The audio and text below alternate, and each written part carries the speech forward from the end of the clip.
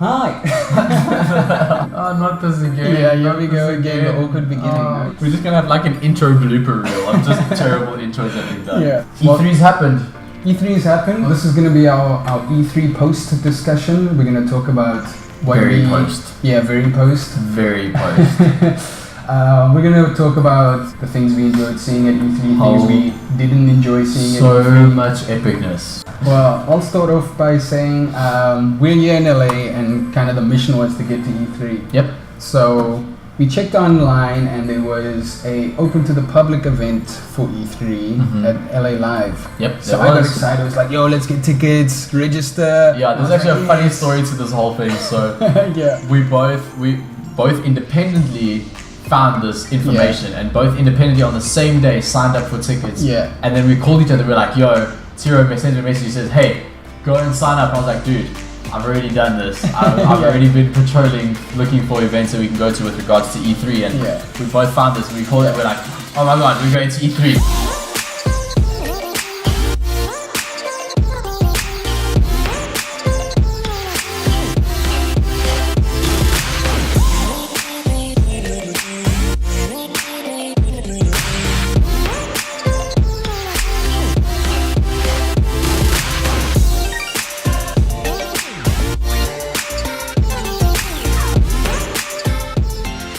I went to the LA Live event and it was a little disappointing to say the least. Yes. So what it was if you registered you could get in. They didn't have that many setups. What was the displaying like? I mean, what was on display there? Was it just VR or was there other stuff? It was really just VR. There were some other stalls. Facebook had a stall set up. They were showing off some new software they had going. Okay. Oculus Rift. Not Oculus Rift, it was the Samsung VR Oculus thing. The Gear VR. Yeah, so they had a stall in the Facebook little den, and then there was an Alienware little setup tent.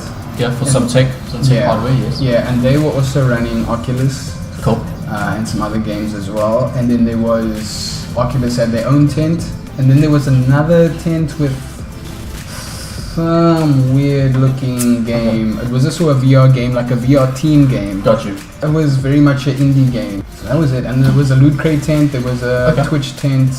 Okay. Was there streaming going on through the Twitch tent, or was it just? No, it was just like take your picture and that's interesting. Yeah, I didn't really check it out too much. I mean, from what I understood was the E3 live event was the LA live event that we had gotten those tickets to was basically the way for general public to go to E3 without paying exceptional amounts of money, right? And I mean, it was what it was. I think people expected different, which is why I think the EA Play event, the EA Play tent, them not having a conference per se was a lot better than. Yeah, I think that would have been the one to get into. Yeah, that was like sort of a lot more solid than what they had, with the conference. They actually had a really good following at the EA Play event. They had a lot of people. They had all these famous people coming in, obviously, for the Battlefield event. But then they also had all these YouTubers running around E3, sort of running around that tent constantly, Matimio. And they basically got the ability to play and showcase all that gameplay. So they're getting free advertising on all these sites, with a big following. I did get to play some of the VR stuff. And how did you find it? I really like the HTC Vive. Okay. They had a tent. That's on with all the monitors around you, right? Yeah, you have two cameras, and then you've got your big headset, and there's a bunch of cables running out of the headset. Okay. I went there with my dreads tied up, so my dreads were pretty thick, and I was like, I'm gonna wear glasses just in case, because I'll wear glasses for reading.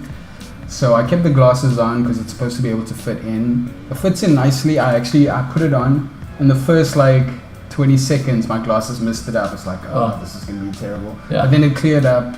Oh, cool. Quickly after. Cool. It's a lot of fun. They didn't have really good games running. Yeah.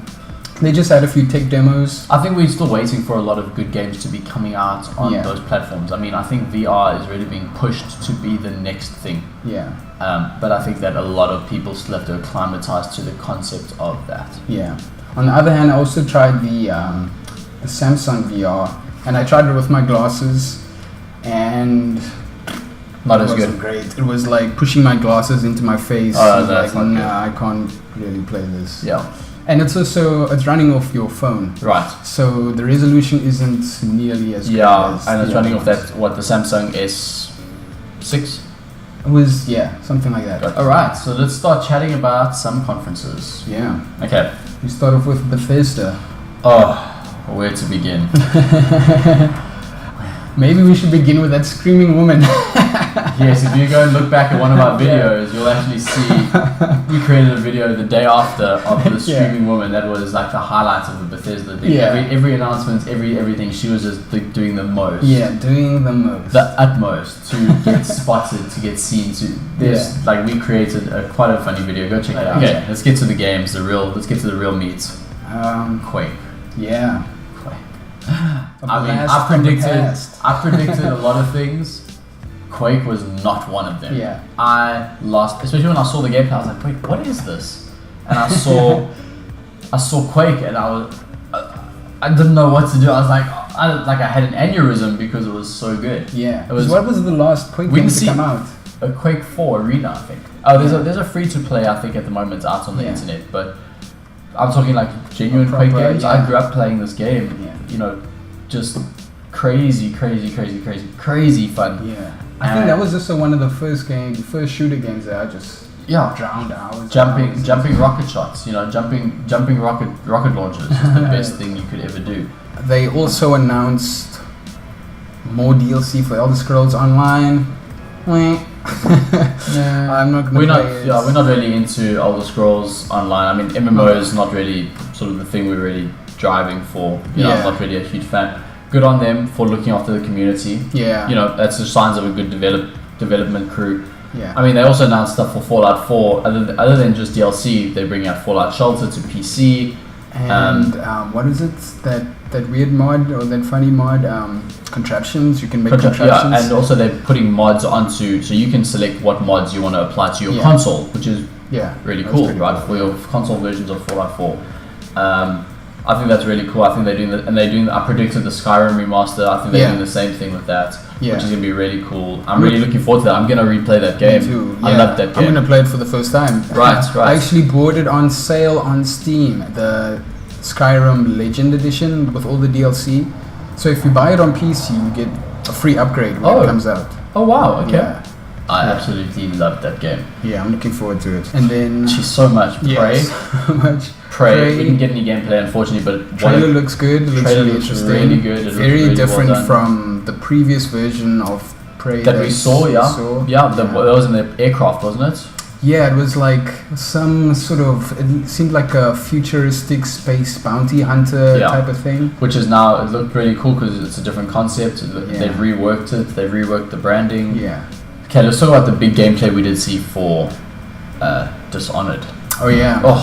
They created a whole engine just for that game. Yeah. It looks phenomenal. Yeah, I'm excited to play as the little girl this time. Yeah. I actually went back after seeing that and started playing Dishonored 1 again. Just to refresh. I just bought it recently now on the Steam sale. Got you. So I'm really just what a great game. I forgot what a great game it really was. It really was so good. Nice. That whole concept was just really, really cool. So let's go to EA. Okay. Battlefield 1. Yeah. Have to. Yeah. I've watched so much gameplay. I've watched raw uncut footage from Level Cap. I've watched raw uncut footage from X Factor. All these guys who got to play. Nice. Complete nuts of jealousy. I hate them for the fact that they got to play so much of it. Yeah. But what an amazing looking game. I saw this clip that IGN had where they had they had a PC running it on a 1080 on a GeForce 1080. Oh. This thing looked glorious. You could see water drops dripping onto the tank, and they were in a tank, and you could see it hitting the metal and then causing a little puddle on the metal. Just things like that. The rendering power of not only the graphics card but the actual engine, is just phenomenal. I'm so excited to see it. World War One looks like it's going to be a whole lot of fun. I never thought I'd be interested in World War One. What do you think about the sports games on Frostbite, FIFA on Frostbite? I'm not a big sports guy, but the story mode in FIFA looked very impressive. Yeah. I don't play soccer. If I did play soccer, I would play FIFA, but I'd be excited for that story mode. It looks really cool. Yeah, very cinematic. I agree. Yeah. Titanfall 2. Oh yeah, that looks really good actually. It does. The only downside is, and I've heard a few YouTubers talking about this, is the fact that it releases a week after Battlefield 1. So that is some tough competition. It's a tough competition, and you know, unfortunately, I think that the futuristic versus the realistic is going to be it. I don't know who's going to do better. Yeah. You know, Respawn did a good job on Titanfall 1. I personally played it. I bought an Xbox for Titanfall. Oh, wow. Okay. So, I loved Titanfall. It was such a great concept. It was such a great game. Because this one looks like even better. It looks even better, right? Yeah. I mean, we saw some really good gameplay. I've seen some gameplay from Level Cap and from X Factor and all those guys as well. And I was really like, oh, I'm interested. I'm 100% interested. It's just run and gun. It's like Quake. It's just fast-paced, frenetic shooting. It's going to be fun. It's a Twitch shooter, and that's what I'm about. Cool. I really enjoy that stuff, so I'm definitely going to play it. I just think that they could have spaced it out maybe either a bit prior or later. Yeah. So, I mean, we'll see what happens with that, but hopefully it gets the traction that it deserves. Yeah, probably my favorite one that they showed, Mass Effect Andromeda. Oh, yes, Mass Effect Andromeda. Yeah. I mean, we've spoken at length about Mass Effect. I don't buy a lot of games day one. I'm pretty stingy when it comes to buying games.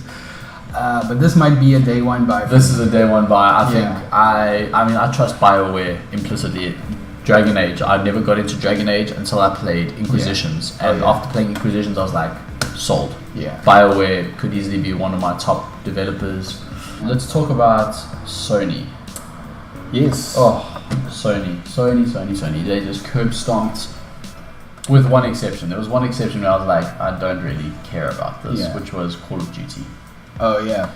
Call of Duty, But overall for Sony, I think they were my favorites. They were one of my favorites. Yeah. I mean, the orchestra. Oh, yeah, that was a good move, that orchestra. The orchestra, and we got a release date, which is what I said for Last Guardian. Yes, finally. 10 years, we've got a release date. It's coming out. October 26th. We've got a release date. Stable release date. That's the first thing. That one. Days Gone. Yeah. That's the zombie game. That looks great. Awesome. Looks like something I'm definitely into. Just God of War.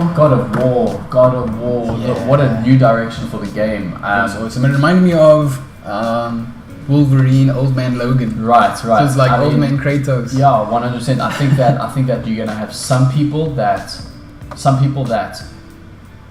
aren't gonna like the new direction. They want God of War to like we want Mass Effect to remain Mass Effect. Yeah. And then you're gonna have some people that absolutely love it. I really enjoyed where it went. It looks a lot more in depth. Yeah. Kratos has been humanized a lot. Yeah, definitely. It looks great. He's not just this angry old man. He's got a kid now. You know, he's a father. He's trying to teach his son how the ways of being a god killer. Yeah.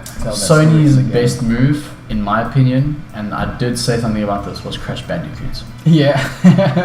best move. I'm gonna buy that game. Nice. And I'm gonna put hours and hours and hours into replaying that game because Crash Bandicoot was like such a pivotal part of my upbringing as a gamer. Yeah, I was a fan of Crash Bandicoot when it came out, but unless they really like juice it up, like it's a new game for 2016. I don't know. Well, I mean, it is a remaster, so it's it's just gonna be a redo of graphics. Yeah, it's gonna. If they do, I guess they did a remaster of Ratchet and Clank, but it was like a complete new graphical fidelity. Yeah, and they updated the gameplay. So if they do some gameplay updates, I'll be interested. Yeah.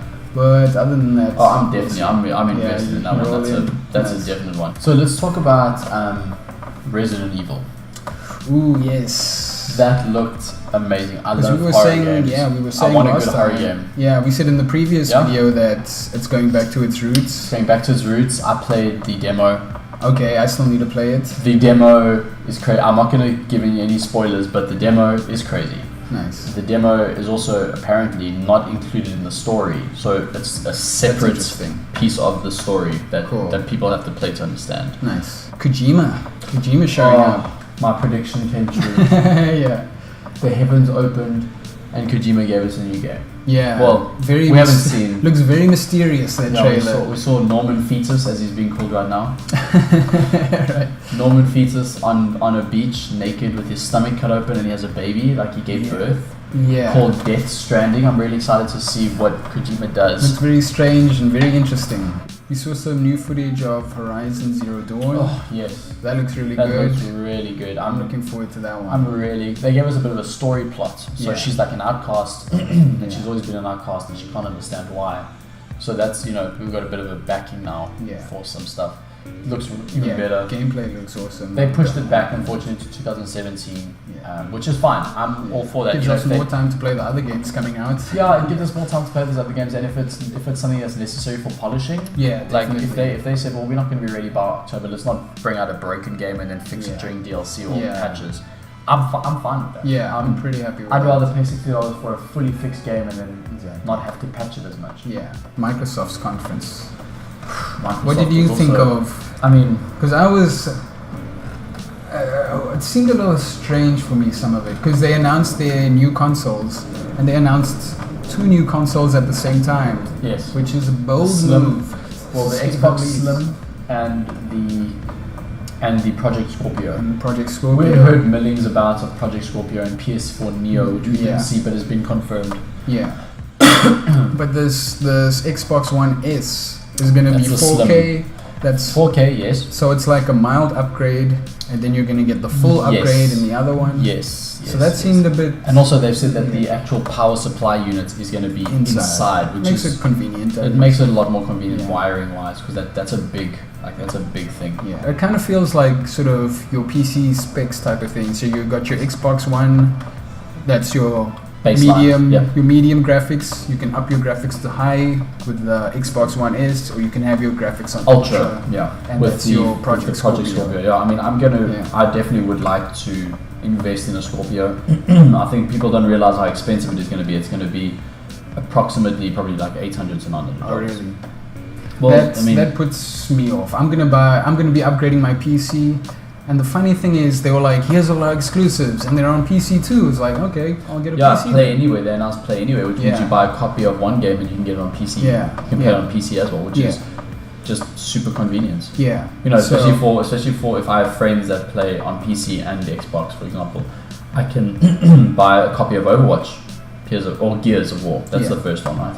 Gears of War 4 and play both. Yeah, that's great for crossplay. Yeah, for crossplay, for multiplayer, for all that sort of stuff. I could easily do that. That's a good move. I guess they're going to be pushing their games, but it just seems a little strange they're announcing 2 pieces of hardware at the same time. I know. No one knows. I mean, with anything, it's money.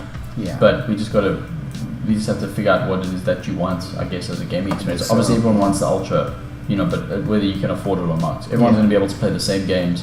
It's just the graphical fidelity. Yeah. So it's interesting times ahead. Interesting times, a lot of money. I mean, I really enjoyed this E3. It's going to be interesting to see what comes up at Gamescom, what new stuff comes up at Gamescom that we haven't seen at E3. I'm looking forward to it. I'm looking forward to where this industry is going. Yeah, it's a good time to be a gamer. It's a good time to own a PS4, an Xbox, a PC, and anything. Yeah. Even a Wii U. It's just a good time. I mean, Zelda.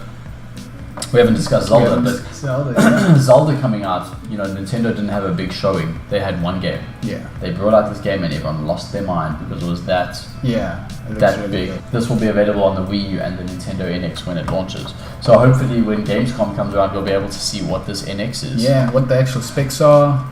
They've kept it very secret. Yeah. They've kept it super hidden to themselves. So this has been our post E3 discussion. We hope you enjoyed. Watch our previous videos. We have a lot of references, and we hope you enjoyed it. And as always, keep gaming.